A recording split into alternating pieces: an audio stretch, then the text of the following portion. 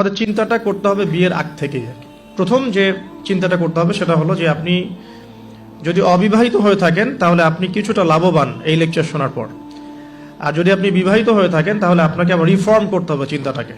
যদি এই লেকচারের কোনো একটা পার্টের সাথে আপনার কিছু গ্যাপ থেকে যায় তাহলে ওই জায়গাটা আপনাকে রিফর্ম করতে হবে, আবার আপনাকে একটু কাজ বেশি করতে হবে আপনাকে আর কি। আর যারা বিয়ে করেন নাই এখনো তারা বেশ লাভবান এখন আর বোথ আমাদের সিস্টার্স এবং ব্রাদার্স।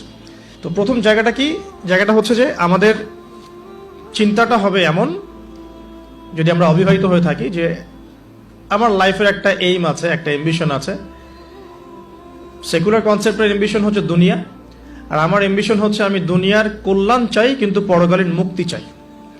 এই হলো আমার ইসলামিক কনসেপ্ট, যে আমি দুনিয়ার কল্যাণ অবশ্যই চাও। দুনিয়াতে আমি একটা বাসস্থান আমার দরকার, একটা জব দরকার আছে, আমার ডিগ্রি